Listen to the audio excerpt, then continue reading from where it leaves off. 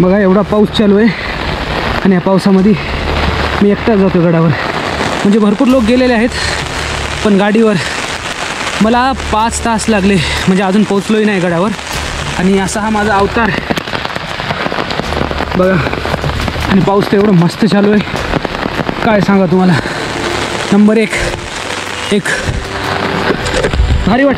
साधारणतः लोणावळ्यापासून 5 किलोमीटर अंतरावरती आतमध्ये असणारा, तसेच पुण्यापासून साधारणतः 60 किलोमीटर अंतरावरती लोहगड हा किल्ला वसलेला आहे. छत्रपती शिवाजी महाराजांच्या स्वराज्यामधील हा एक महत्त्वाचा तेवढाच किल्ला होता. साधारणतः ह्या किल्ल्याला 3 ते 4 दरवाजे आहेत. त्यापैकी सर्वात मोठा दरवाजा म्हणून गणेश दरवाजा आहे. त्यानंतर दुसरा दरवाजा हनुमान दरवाजा म्हणून ओळखला जातो. आपण या किल्ल्याची बरीचशी ऐतिहासिक माहिती बघणार आहोत, पण त्यापूर्वी आपण ह्या किल्ल्याचा आजूबाजूचा थोडासा नजारा अनुभव घेऊया.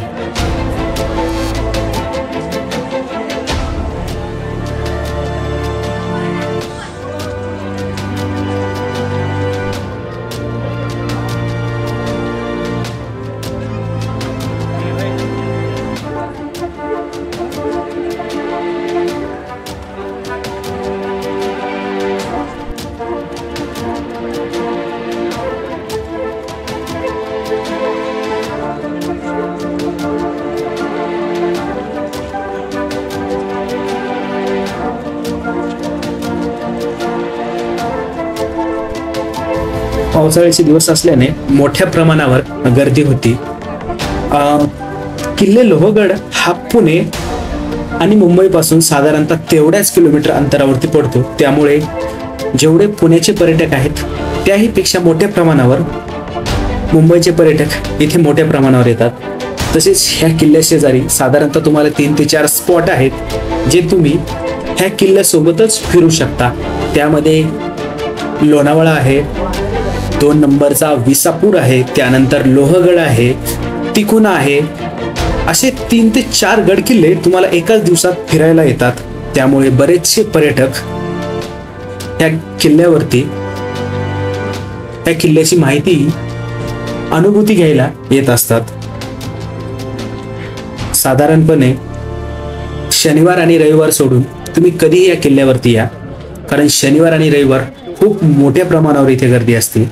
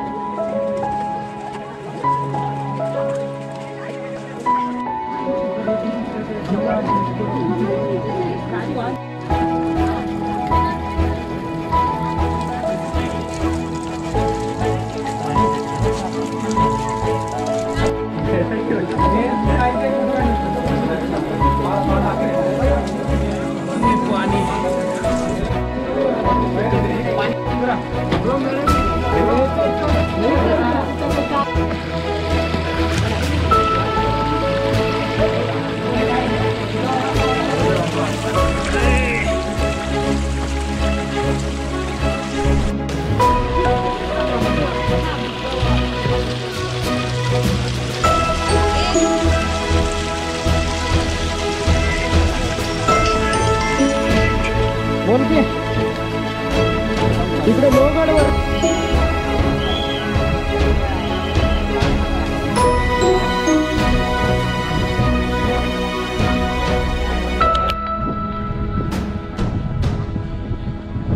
छत्रपती